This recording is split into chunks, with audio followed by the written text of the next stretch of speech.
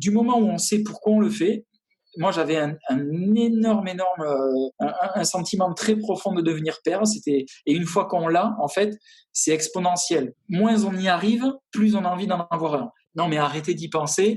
Et t'as envie de leur dire, mais mec, comment tu veux que j'arrête d'y penser? J'y pense tous les jours, toutes les heures, toutes les minutes. Pourquoi moi, j'ai pas le droit d'avoir un enfant et pourquoi mes amis peuvent avoir des enfants sans rien faire comme ça? Ils font juste l'amour une fois, ils l'ont. Et nous, on fait tout ce qui est possible et inimaginable, on l'a pas. Donc,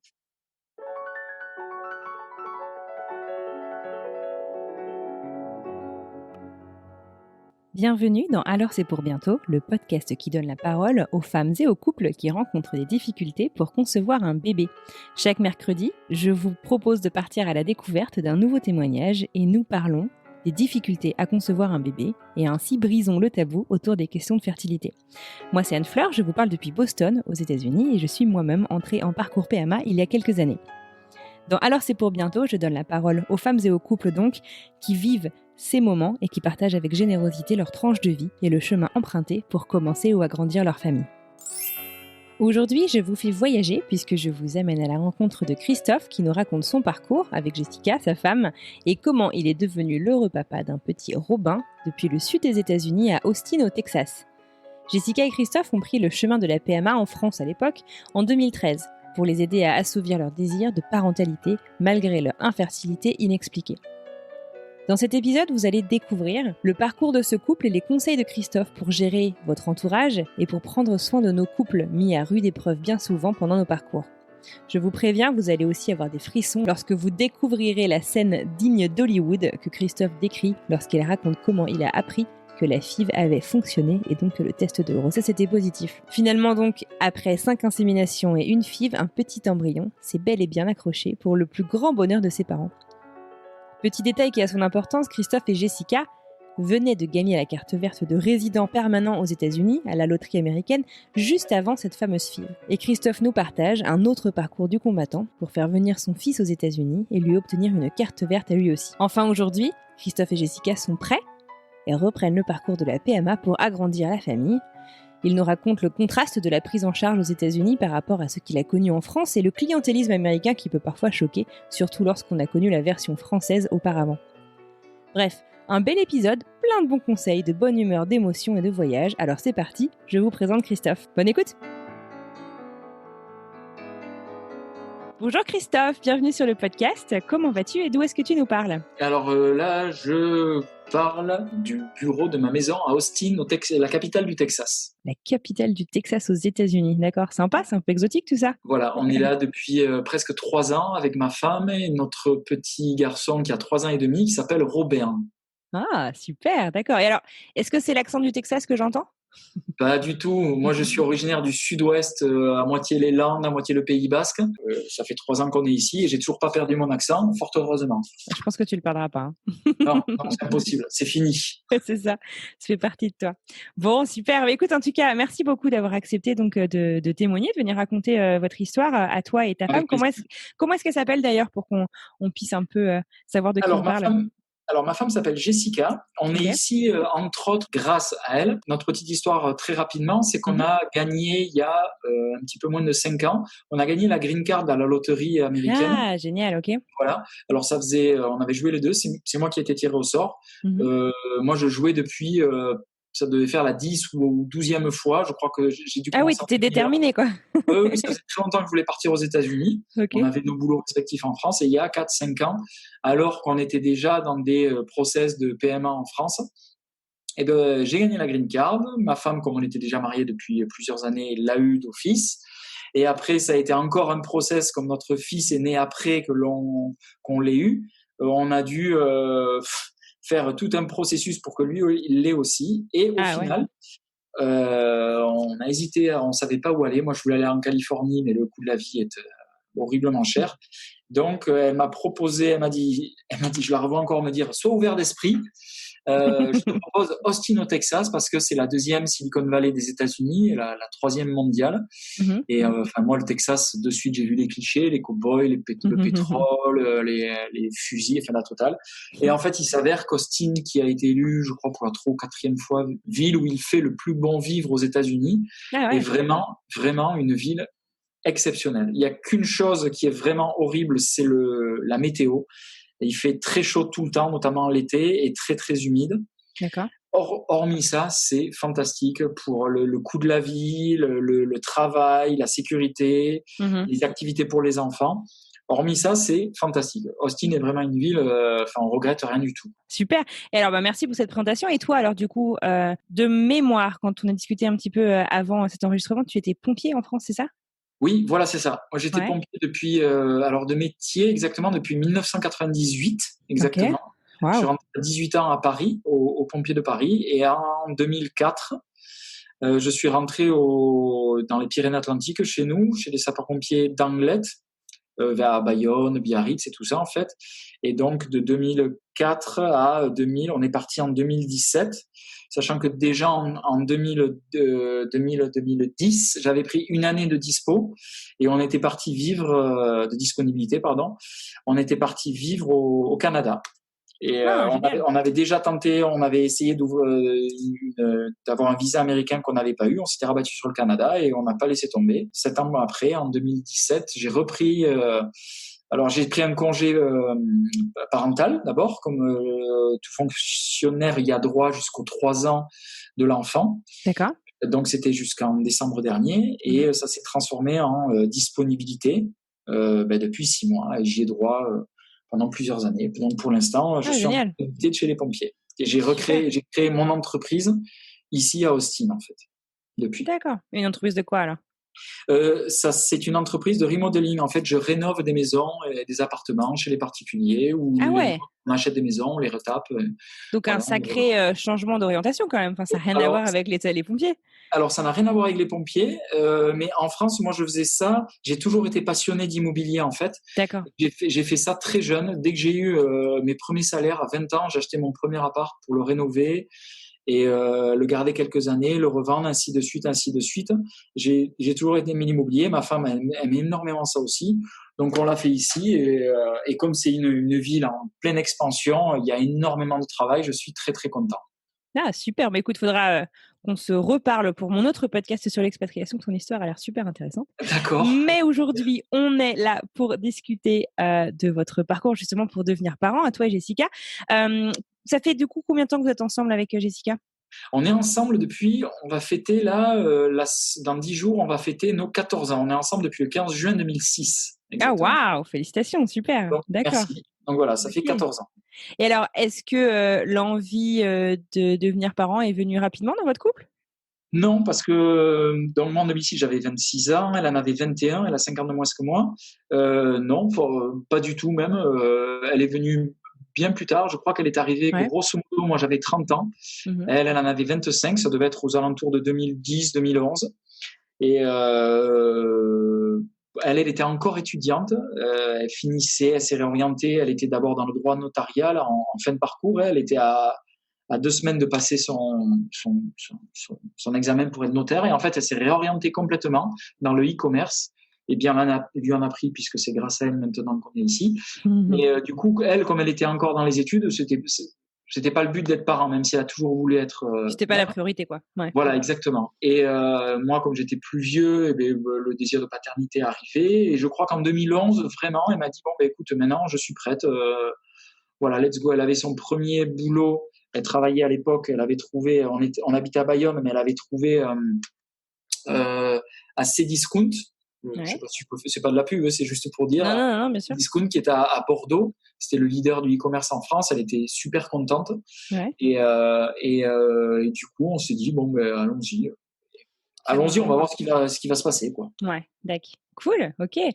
Et donc du coup, vous vous lancez, donc je veux dire, enfin comme tout. On se lance comme tout le monde, c'est-à-dire. Sans trop y penser, on se dit allez, on en veut un et let's go, quoi. Donc vous arrêtez les contraceptifs, etc. Et voilà, elle prenait, qu'est-ce qu'elle prenait? Je crois qu'elle prenait la pilule, c'est ça. Et elle a vraiment été heureuse en fait d'arrêter la pilule. Elle veut plus jamais prendre de pilule parce que on s'est rendu compte que c'était pas super, c'était bourré de choses chimiques, quoi, en fait, qui lui faisaient vraiment pas du bien. Elle a senti que son corps, déjà, ça faisait énormément de bien à son corps d'arrêter la pilule. Ah ouais, d'accord.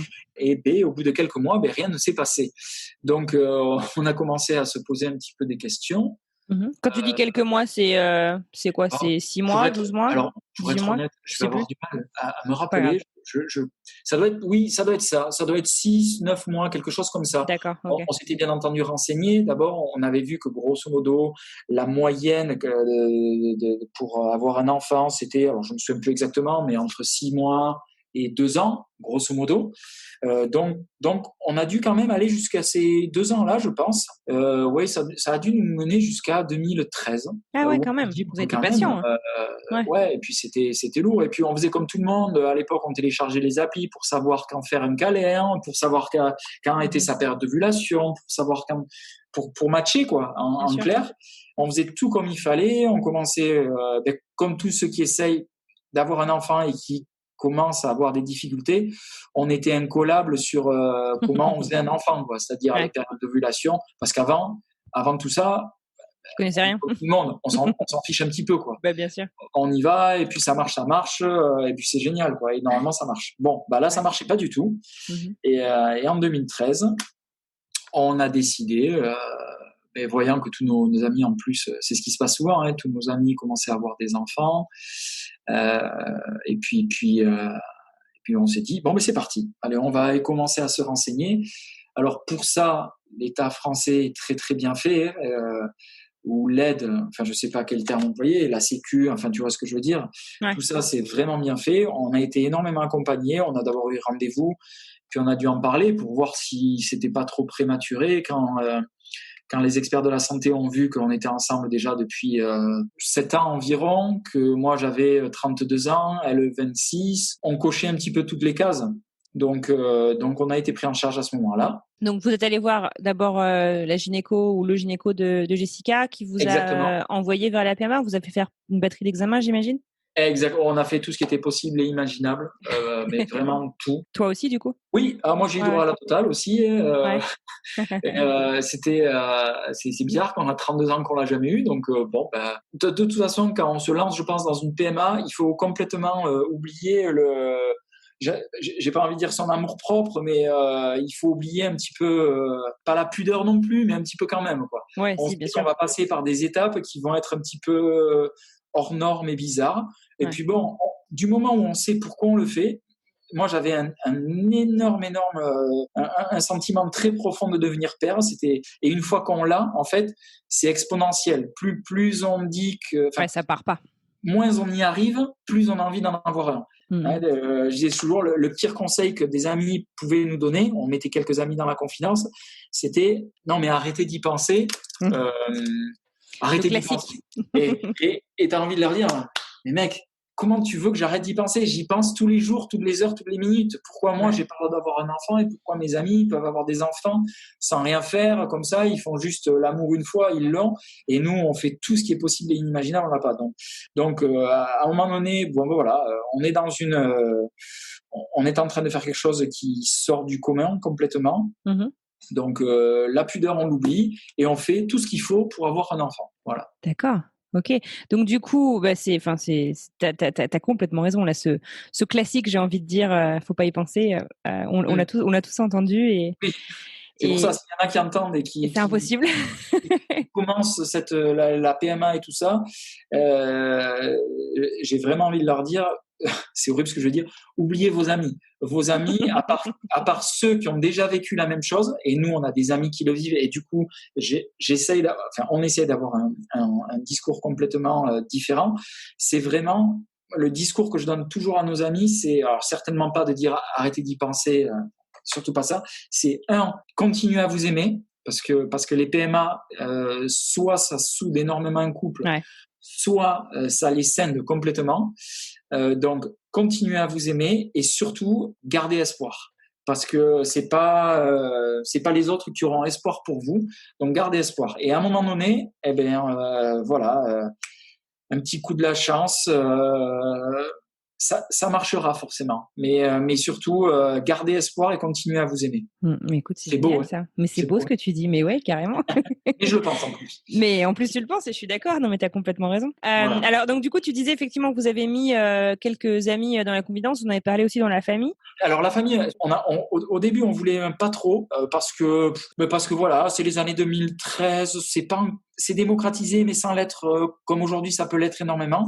Et surtout, j'en avais vraiment marre que notamment mon père, avec qui je m'entends très bien, il venait dans notre appartement, mais que je venais de rénover. J'avais fait une superbe chambre d'amis. Et il me disait, eh ben, ça ferait une belle chambre d'enfant, ça, ou de bébé. Les trucs comme ça, une fois, deux fois, trois fois. Et à un moment donné, j'ai explosé. On a complètement explosé. Je lui ai dit, bon papa, écoute, il faut qu'on t'explique. On a vraiment beaucoup de mal à avoir un enfant. Et plus tu me dis ça, plus ça me fait mal. Alors il était embêté, je comprends. Du coup, on s'est dit, je vois pas pourquoi on n'a pas à avoir honte, on n'a pas à se cacher. On va le dire à la famille, voilà. Et une fois qu'on l'aura dit, on va plus nous embêter avec bon, mais quand est-ce que vous nous donnez d'autres petits enfants et patati et patata. Encore une fois, il y a aucune honte. On n'arrive juste pas à avoir d'enfants. Que ce soit ma femme ou moi, on n'a pas de problème majeur a priori. Ouais, ce que j'allais te demander, la batterie d'examen n'a rien révélé? Rien du tout. Dans notre malheur, on a de la chance, c'est que nous, contrairement justement à certains, il n'y a aucun problème. Donc infertilité inexpliquée complètement, quoi. Voilà, comme ça peut arriver. Je donne souvent le cas, j'avais quelqu'un que je connaissais il y a quelques années. Pareil, il n'arrivait pas à avoir d'enfant. Ils ont fait tout ce qu'il fallait, insémination, FIV, enfin la totale. Ils ont tout épuisé, rien n'a marché. Ils ont adopté une petite fille. Un an après l'arrivée de cette petite fille, la femme est tombée enceinte naturellement. Ouais, il y a des histoires, des miracles comme ça, on ne sait pas trop. Voilà, ça vient. On ne sait pas d'où. Alors tout le monde, ceux à qui ça n'est jamais arrivé vont me dire le traditionnel. Ah, mais de toute façon c'est psychologique, c'est dans la tête. Ouais, c'est ça. Oui, sauf que quand tu es dedans, forcément, c'est psychologique. Tu penses même pas à ça. Oui, forcément, il doit y avoir une part de psychologie et tout ça, mais c'est comme ça. Donc, nous, on n'avait pas à avoir honte. On l'a dit à tout le monde, et puis voilà, on est allé faire nos examens. Nos examens étaient très bons, et puis on a commencé les rendez-vous pour les inséminations. D'accord. Ok, donc vous êtes commencé donc du coup par des inséminations. Et alors du coup, raconte un petit peu comment est-ce que ça s'est passé dans le ça s'est passé, les inséminations, les premières, ça fait très très bizarre parce que encore une fois, je sais pas quel terme il faut employer, si c'est la Sécu ou l'État français, je sais pas du tout, je veux pas me mélanger, mais on sait plus maintenant. La France, en tout cas, pour ça, est vraiment un pays fantastique. Les choses sont très bien faites. Ma femme devait aller faire des prises de sang tous les matins. Enfin, on a de la chance. En plus, on habitait en face du labo et en face de la clinique. Donc, on y allait à pied. Donc, une chance énorme. Ah ouais, niveau logistique, c'est sympa ça. Exactement. C'était vraiment super. Moi, les premières fois où j'ai dû aller faire le recueil de semences, forcément, quand on n'est pas habitué, ça fait très bizarre. Il y aurait des sketchs à faire avec ça. On se scrute dans la salle d'attente entre mecs. On se dit. Du coup, tu peux le faire chez toi, non, si tu habites en face? Alors, on pouvait le faire, mais à l'époque, ils préféraient qu'on le fasse directement sur place. Bon, on le fait sur place. On nous amène dans la petite pièce. On nous dit comment faire. Voilà, c'est pas. Alors, la première fois, ça fait très bizarre parce qu'on a. Je vais pas dire qu'on a honte, mais ça fait vraiment. C'est pas quelque chose auquel on est habitué, quoi. Et puis après, et quand ça fait la 3, 4, 5, 6e fois, c'est comme aller acheter le pain. C'est tout à fait normal. On le fait pour avoir un enfant et puis ça se passe très, très bien, quoi. Les gens, le personnel médical en France est ultra professionnel. Ça se passe très bien. On habite aux États-Unis maintenant, donc on a des points de comparaison. Parlons finance. Nous, avoir un enfant en France, ça a dû nous coûter 80 €. C'est-à-dire, c'était le prix d'avoir la télé dans la chambre quand ma femme a accouché. Ici, c'est pas pareil. Ouais. Bon, on va y revenir, effectivement. On va y revenir, pardon. Ouais, non, mais donc là, raison. Les inséminations. Donc nous, ce qu'on a fait, de mémoire, je crois qu'on a fait 4 ou 5 inséminations. Je crois qu'on en a fait 5. Ça marchait pas. Donc, tous ceux qui vivent ça savent ce que c'est de faire l'insémination et de même si on n'est pas croyant, mais pendant 2 semaines, on prie Moïse, Dieu, Vishnu, Allah, on prie un petit peu tout ce qu'on peut. et au bout de 2 semaines, on fait le test. Ça marche pas. Il y a de la tristesse, il y a des pleurs. Pendant ce temps, nos amis nous annoncent toujours que eux, ils sont tombés que les femmes sont tombées enceintes. Ma sœur, entre-temps, est tombée enceinte du 2e et savait pas comment nous l'annoncer parce qu'elle savait que ça allait être un peu touchy. Et même si j'étais fou de joie, parce que j'étais vraiment fou de joie pour ma sœur, et maintenant elle a 2 beaux garçons, mais c'est très très très dur, et ceux qui vivent ou l'ont vécu savent de quoi je parle. C'est très très dur, Et c'est comme ça. Et malheureusement, ma femme m'a dit, on a presque oublié comment c'était dur maintenant qu'on a notre enfant. Sauf que là, on repart dans le process, donc je pense que ça va très vite nous revenir à la gueule. Mais voilà, donc on a fait 5 inséminations.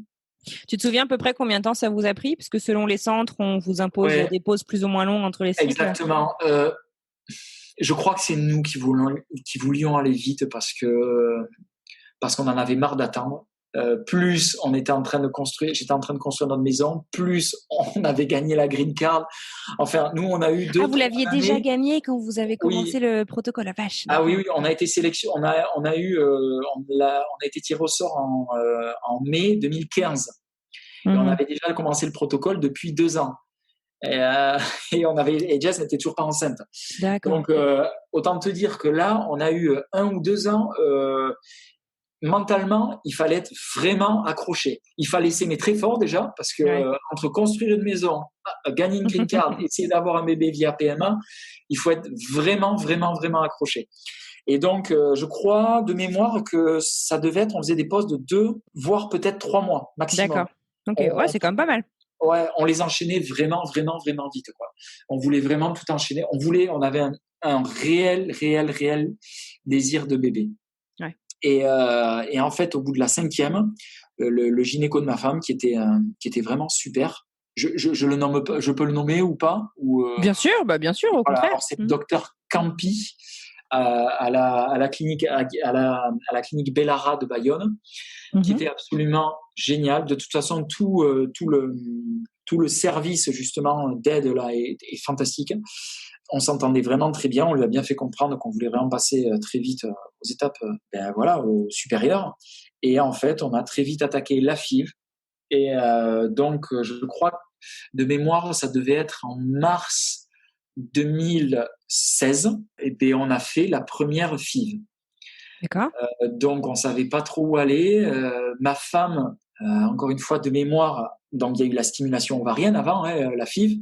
Elle a bien réagi au traitement parce que c'est quand même costaud pour la FIV. Alors, Jessica réagit très bien aux stimulations ovariennes. Je crois qu'elle avait 18 œufs. Super. Ce qui est énorme. Et avec des œufs de très très bonne taille, tout était réuni, quoi. Tu vois, tout était vraiment réuni pour que ça se passe bien. Donc première FIV, stimulation ovarienne, anesthésie générale. C'est l'anesthésie générale, c'est quand on fait le prélèvement, c'est ça, je crois. Oui, c'est ponction. Alors, tout le monde, en fait, ça dépend des centres et ça dépend des médecins, ça dépend même des patients. Anesthésie locale ou générale. Là, c'était anesthésie générale. Je me souviens très bien. D'accord. Je me souviens très bien, anesthésie générale. Je me souviens même, c'est horrible. J'attendais dans la voiture, moi, pendant l'anesthésie, qu'on m'appelle et tout ça. J'entendais dans la voiture, c'était, c'est pas gai, je suis désolé, c'était le jour de l'attentat qu'il y a eu en Belgique à l'aéroport à Bruxelles. Je m'en souviendrai comme c'était hier parce que j'ai pas voulu lui annoncer à son réveil pour pas, bien sûr. pas lui annoncer. Donc, je me souviens, c'était ce jour-là, donc il faudrait voir quel jour c'était exactement. Et donc, voilà, donc on rentre à la maison, elle est complètement flagada parce que c'est une anesthésie générale, on a fait la ponction. Et on revient, je crois que c'est 2-3 jours après, je crois, c'est un truc comme ça, non? En fait, ça dépend. Donc, ils prélèvent la ponction, ils prélèvent des ovocytes. C'est ça. Ils font ils fécondent les ovocytes avec les spermatozoïdes. C'est ça. Et en fait, selon les centres, il y a des centres qui les poussent à 2-3 jours, et il y en a qui les poussent jusqu'à 5 jours les blastocystes. Non, alors de mémoire, ça devait être 3 jours ou 2 jours, quelque chose comme ça. Donc 2-3 jours après, on revient. La veille, je me souviens, je lui avais offert un massage dans un salon pour qu'elle soit vraiment zen de chez zen. C'est sympa ça. Elle avait pris des RTT. On voulait vraiment faire les choses bien, qu'elle soit dans des super conditions, détendues. Elle bossait beaucoup en plus à cette époque. Donc vraiment, elle arrive posée, apaisée, détendue. On va dans le labo du laboratoire parce que ça se fait dans le laboratoire, ça se fait pas dans le cabinet du gynéco. Alors je suis désolé, c'est des anecdotes, je sais pas si c'est intéressant, mais je revois encore en fait, on est dans le labo, dans la pièce, la salle où elle est allongée, dans les fers en l'air, hein, et il y a le laborantin qui passe, qui a fait tous les prélèvements, le chef du laboratoire, qui passe la tête par la petite fenêtre qui le relie directement au laboratoire. et qui dit, bon, on en a gardé, combien vous voulez en mettre déjà? Alors on lui dit, nous, on veut en mettre 2 parce que voilà, quoi, on est largement prêt à avoir des jumeaux. Ouais. Si ça prend, tant mieux. Si ça prend pas, s'il y en a un qui tient pas, et bien au moins il y en aura un, mais on en veut 2. Mmh. Donc commun accord, on en voulait 2. Donc il les emmène et il nous dit, il y avait la gynéco qui était là. C'était pas le gynéco attitré de ma femme, c'était une D'accord. autre gynéco jeune, Mmh. très très sympa. Et le laborantin arrive. Alors je l'ai engueulé après quelques mois après, il y a 1 an et demi, mais enfin je l'ai engueulé. Je lui ai dit que malheureusement il y a des métiers comme ça où il faut vraiment que l'empathie ne parte pas, parce que il est arrivé, il lui a dit il y a donc 2 œufs, enfin deux ovocytes, je veux pas me tromper dans les 2 termes. embryons, du coup? 2 embryons, pardon. 2 embryons. Par contre, et puis alors il le fait vraiment comme ça. Par contre, chacun, ils ont que 2 cellules. Donc, voilà quoi. Non, mais sérieux? Bon, il y a 2 cellules. Bon, on va quand même les mettre, mais normalement, il faut au moins. Ils sont viables à partir de. Alors, je sais plus, je crois qu'il avait dit 6, 8 cellules chacun, quoi. Attends, mais quand on parle de l'aspect psychologique, quand on dit des trucs comme Ah ouais, ça, c'est hyper dur. c'était horrible. Surtout, ta femme, elle est bourrée d'hormones, les Ah ouais. émotions, ça Alors doit être horrible. c'était horrible. Alors moi là sur le moment, j'ai voulu lui faire un hippon quoi. J'avais envie de le mettre, de le défoncer, hein, clairement. Hein. J'ai envie de lui dire mais mec, t'as ma femme qui est allongée, les 4 pattes en Bien l'air, on a sûr. un espoir énorme, on fait tout, on la gave de produits, de piqûres. Je lui fais des piqûres depuis je sais pas combien de mois, voire d'années. La seule chose que tu trouves à dire c'est bon mais voilà. Ouais, bien Non sûr. non non. Et dans ces cas-là, le personnel médical doit faire. Je sais, ils sont tellement habitués à en voir et à en revoir, l'empathie s'estompe et je peux le comprendre, mais voilà, ça dure 5 minutes. Je veux dire, ils doivent être ultra empathiques et dire bon, mais on va tout faire pour. Et donc ma femme déjà là, je la connais par cœur, elle a commencé à se décomposer. Et heureusement, je replace le contexte, ma femme est allongée, les jambes écartées, la choupinette à l'air, enfin, voilà, quoi, je veux dire, la situation est un peu ubuesque. Mais, Mhm. heureusement, il y a cette gynéco qui est jeune, qui la regarde et qui lui dit, écoutez, moi, je vous ferai pas la réimplantation si je n'y croyais pas. Ces mots ont fait du bien à ma femme. Elle lui a fait la réimplantation qui dure, C'est c'est rapide, une ouais. seringue, quoi. Enfin, Mhm. elle lui a fait une pipette, je sais pas quel est le terme, elle lui a réimplanté. Elle nous a dit, je vous laisse 1 heure allongée. Alors moi, Là, 1 heure, wesh. ouais, ou 3/4 d'heure, un truc comme ça, dans une Mhm. pièce, un peu tamisée, c'était très bien. Ma femme, de suite, quand elle est partie, première chose, elle a pleuré pendant 20 minutes, Mhm. parce que ce qui avait été dit par le laborantin. Alors moi, pendant une demi-heure, je lui fais des massages, des bisous. Enfin, je lui dis, écoute, Mhm. t'inquiète pas. De toute façon, ça y est, maintenant c'est parti.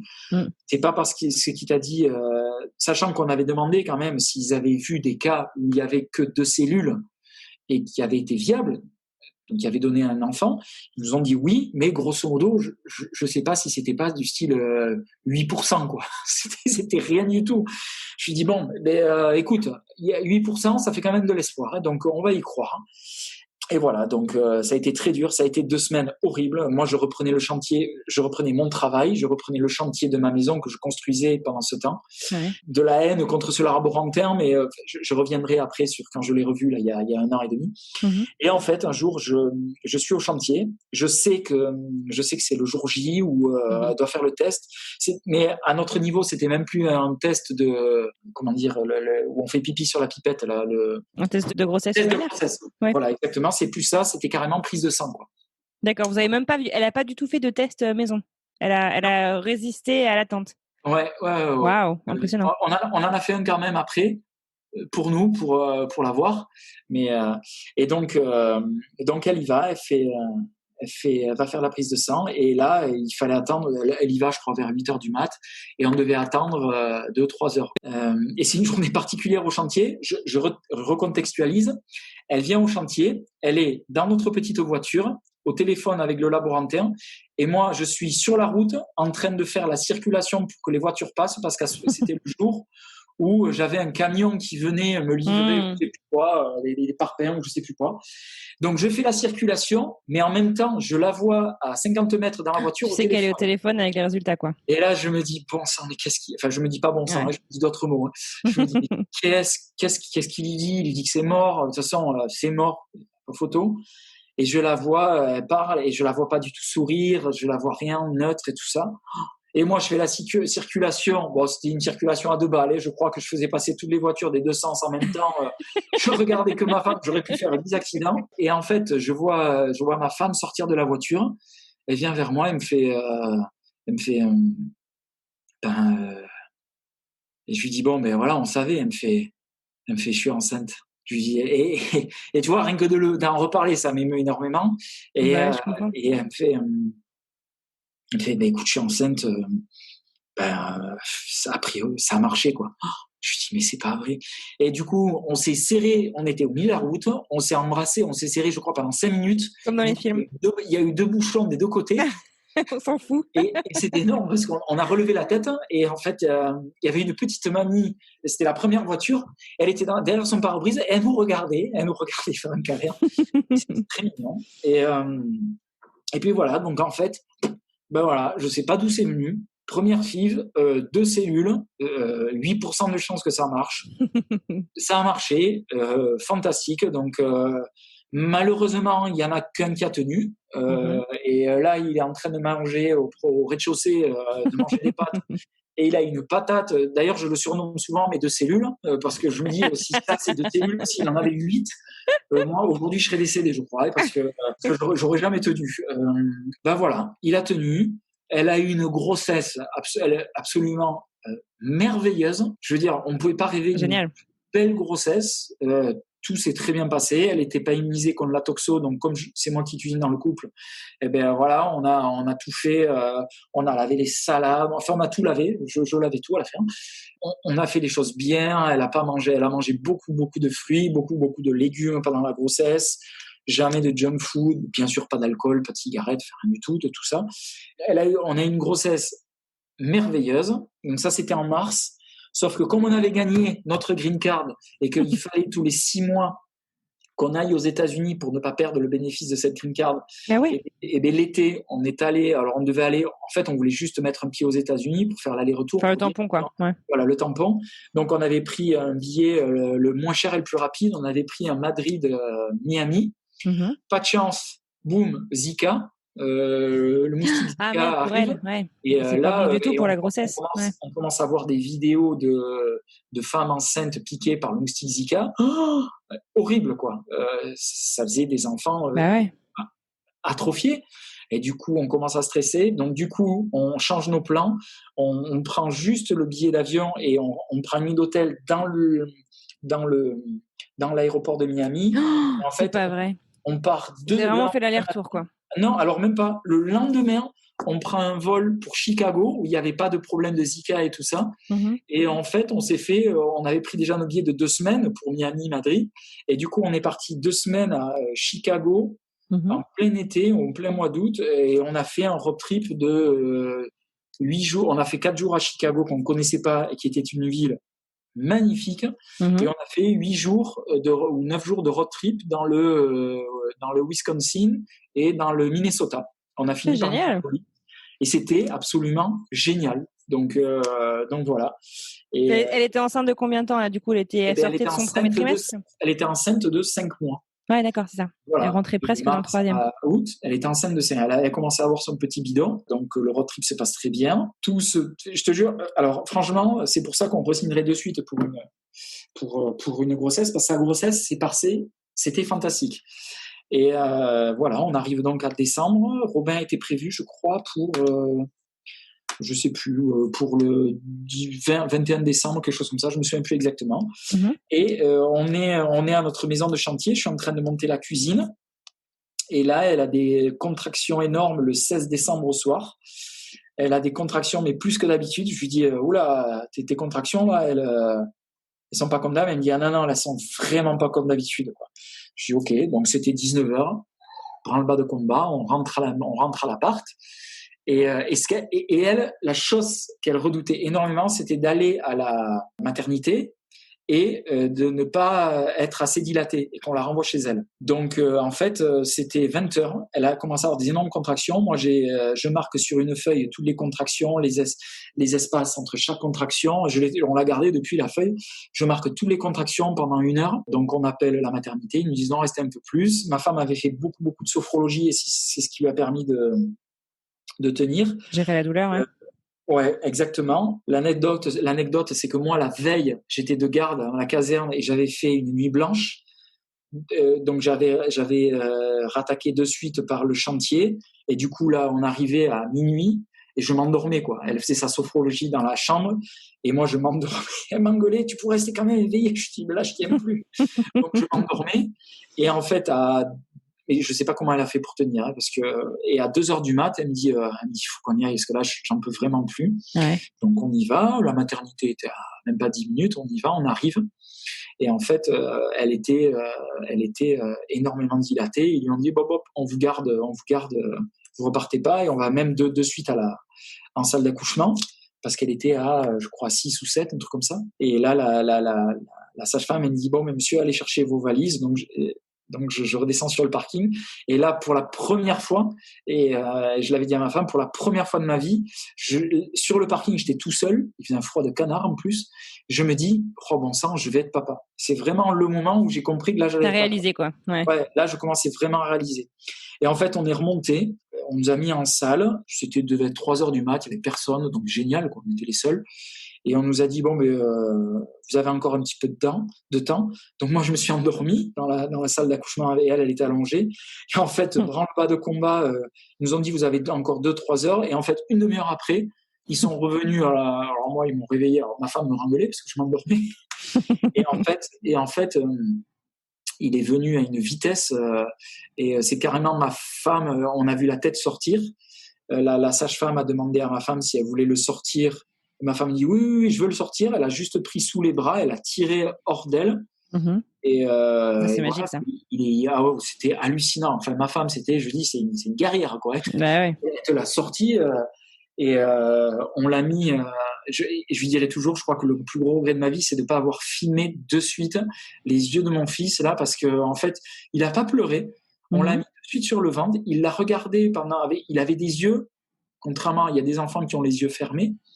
Quand ils naissent et tout ça, il avait des billes grandes ouvertes. C'est vrai? Ah ouais, c'est rare, ça, c'est clair. Il avait des yeux grands ouverts, il avait des cheveux, on aurait dit qu'il avait une perruque, il avait des cheveux à ne plus savoir quoi en faire.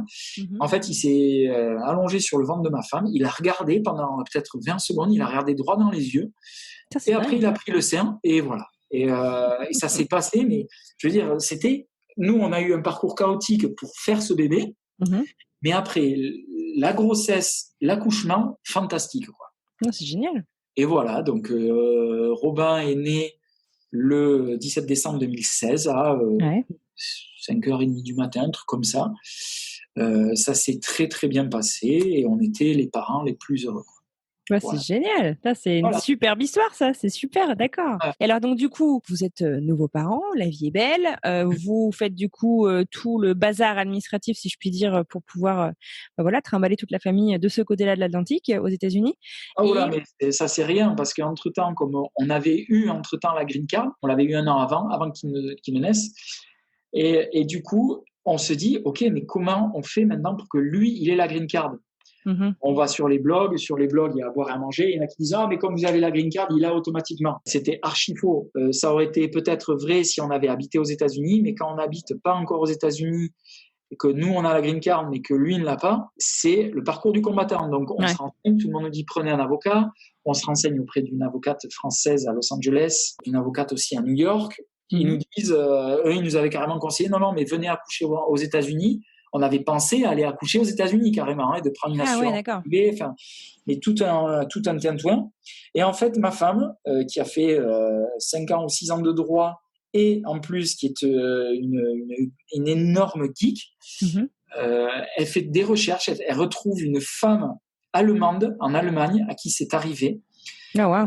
Elle traduit tout, sans mentir, un bordel sans nom. Et en fait, il s'avère que Robin peut avoir la green card si les parents vont avec lui ou juste la mère, je crois, juste la mère.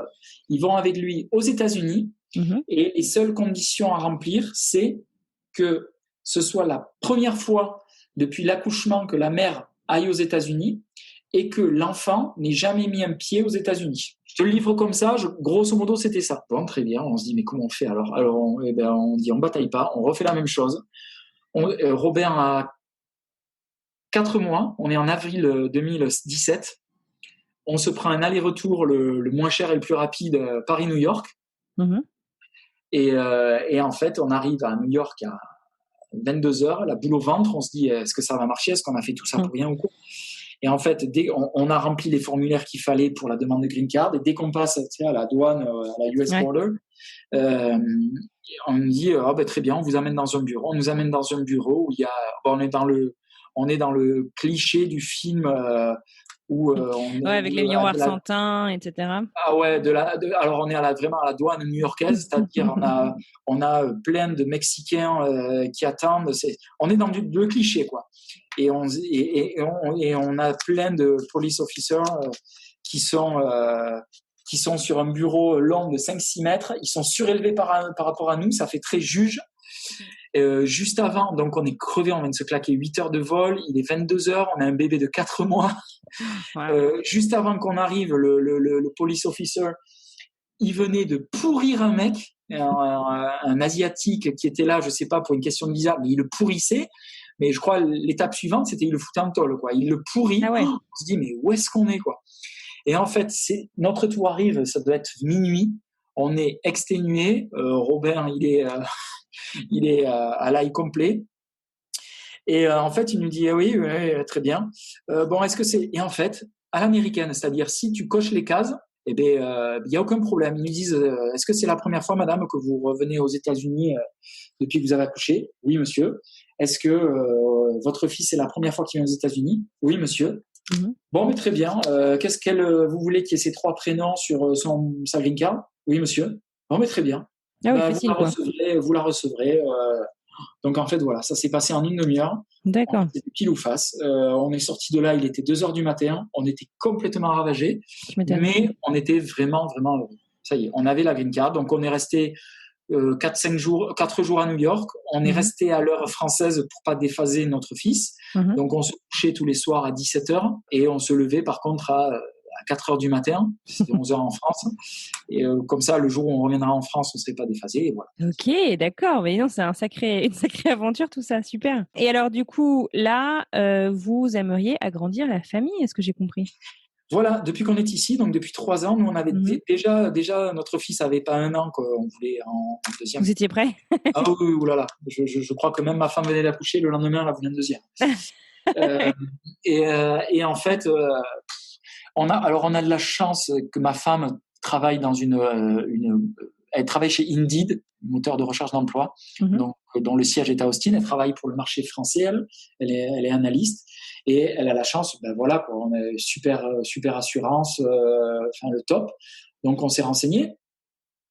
On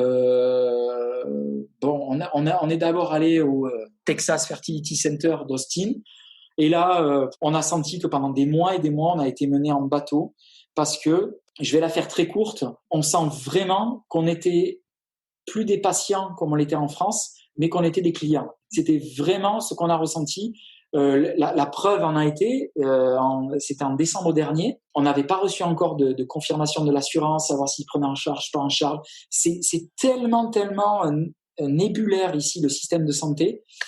Là, ma femme faisait je sais plus ce qu'elle faisait, mais elle était sur la table du gynéco, les fers en l'air, et il lui dit bon, mais j'attaque aujourd'hui, j'attaque la stimulation ovarienne, et elle lui dit non, mais attendez, docteur, on n'a reçu aucune confirmation.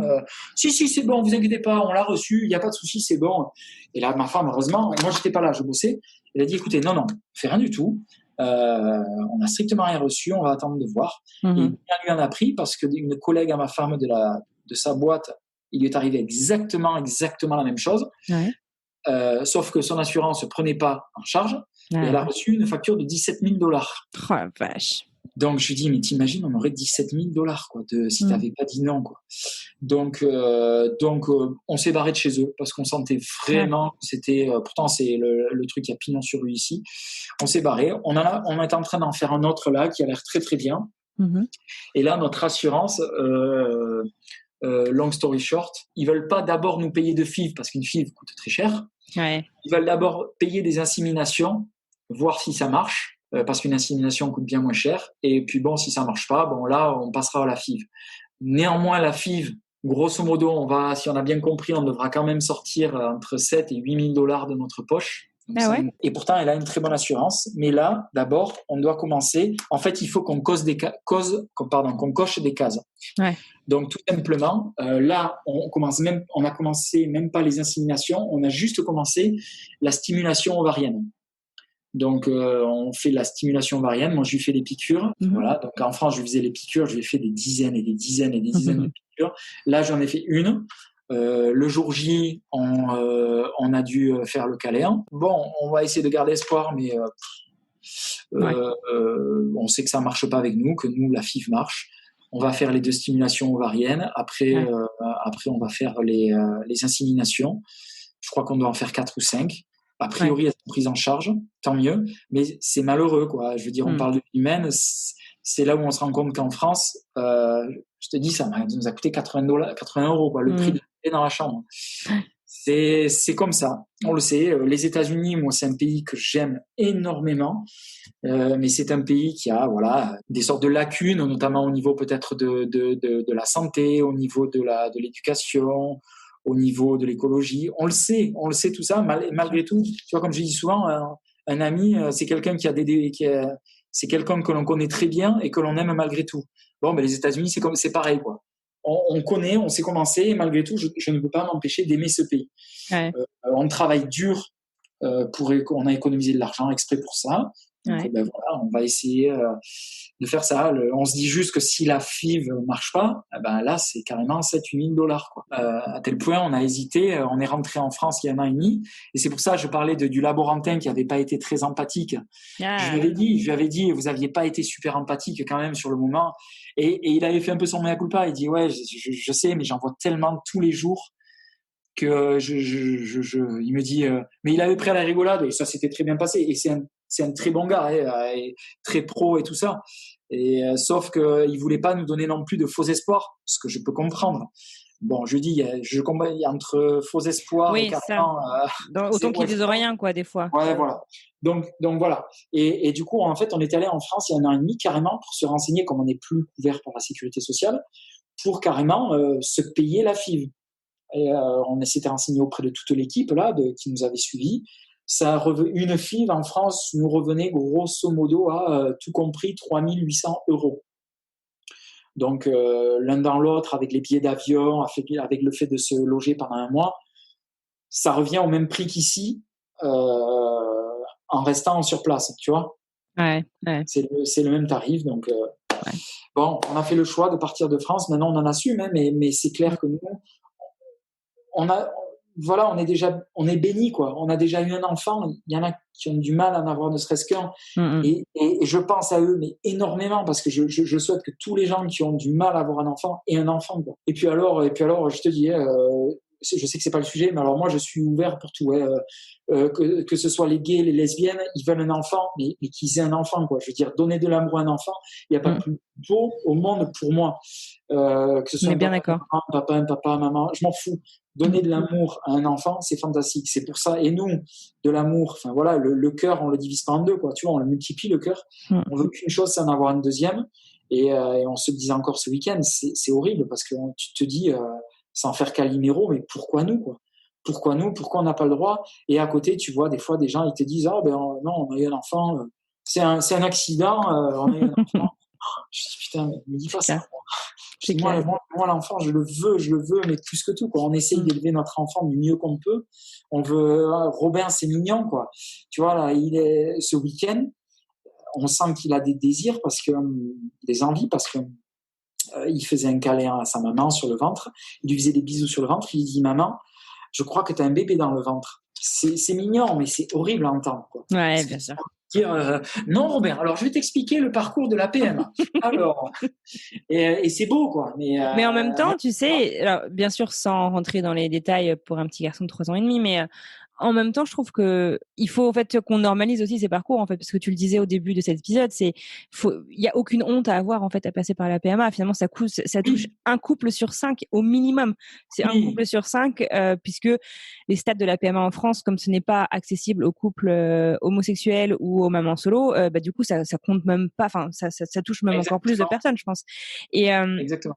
et je pense que nous, on aurait peut-être un rapport différent à tout ça et on aurait, moi aussi, hein, quand je passais par là, ça a été très difficile d'en parler. Et je pense que si si on nous avait déjà, en fait, ne serait-ce que nous faire comprendre quand on est enfant ou quand on apprend en cours de bio en 4e comment on fait des bébés, que ça ne marche pas toujours comme ça, en fait. Et Exactement. rien que ça, je pense que ce serait hyper C'est vrai. Mais puissant. c'est vrai, mais tout à fait. Parce qu'en plus, quand ça te tombe dessus, mais c'est ce que tu dis, tu sais pas ce qui t'arrive. Tu Ouais. dis, et du coup, au début, j'ai des petits souvenirs. Au tout début, on est en 2012 peut-être, et je dis à ma femme, mais attends, c'est quand qu'on doit faire l'amour? Parce que, et j'ai eu comment dire, des réflexions con et absurde où je disais mais attends, t'es une femme, tu dois savoir quand est-ce pour avoir un bébé, tu dois savoir quand est-ce qu'on doit faire l'amour. Et elle me disait mais écoute, mais non, je suis une femme et je sais pas plus que toi. On savait pas Mmh. les 14 jours après les règles, Ouais. enfin Là, vous avez pas ça. écouté en 4e, quoi. Non, mais Mais bravo. non, c'est tellement abstrait et c'était stupide de ma part parce que pourquoi elle devrait mieux le savoir que moi? Mmh. Pourquoi? Parce qu'elle porte un enfant, elle devrait mieux le savoir. C'est stupide. Et du coup, et on est, comme tu dis, t'es lâché dans la nature et il y a tellement de gens en fait, et on le sait pas, on pense en France que oh, Mmh. ben, lui, tu vois, il est pointé du doigt, lui, il n'arrive pas à en avoir un enfant, mais non, mais c'est tellement énorme. Et en plus, moi, je m'étais renseigné et j'avais vu que dans le Sud-Ouest, pays d'où on vient, c'était hallucinant le nombre de personnes.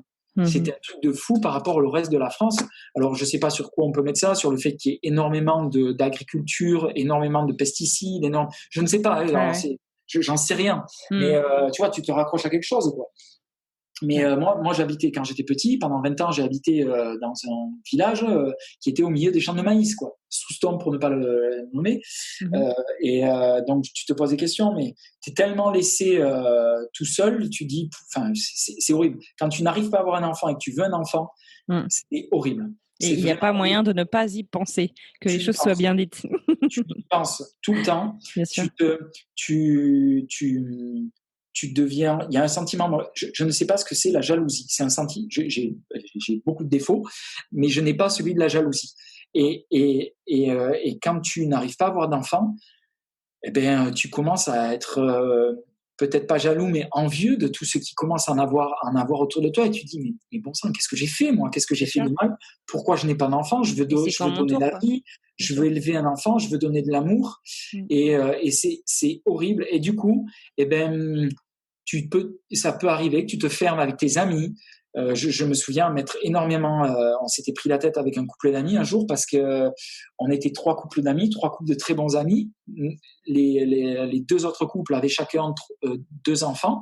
Et un jour, ils nous ont dit, bon, mais ça vous dit cet été qu'on loue une grande maison, on part en Dordogne, on loue une grande maison pour 10 personnes avec les enfants et tout ça.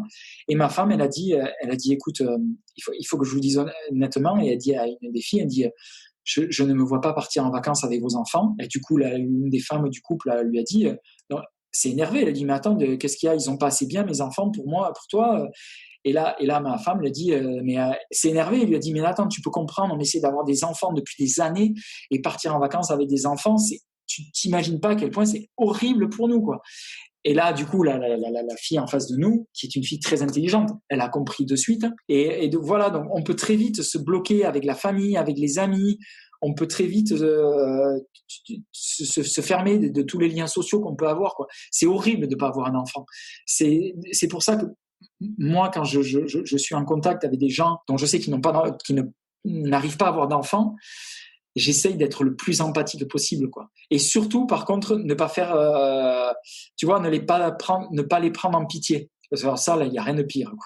T'as tout à fait raison. Écoute, je te remercie vraiment du fond du cœur d'avoir partagé toute ton histoire et tous tes ressentis. C'est hyper intéressant et c'est hyper touchant. Franchement, tu m'as donné des frissons avec l'annonce de la grossesse de ta femme. Et bien, Euh, merci beaucoup. Ouais, vraiment un grand merci. On te souhaite à toi, Jessica et Robin, voilà, que la famille s'agrandisse Merci beaucoup. dans les mois, dans les années qui viennent. Break a Euh, leg. mais exactement. Et voilà. Moi, je suis passée par la PMA aux États-Unis, donc n'hésitez pas en tout cas Ah, à super. Et reach out si alors, vous avez des questions. ça s'est bien passé? Ouais, alors ouais. Ah oui et non.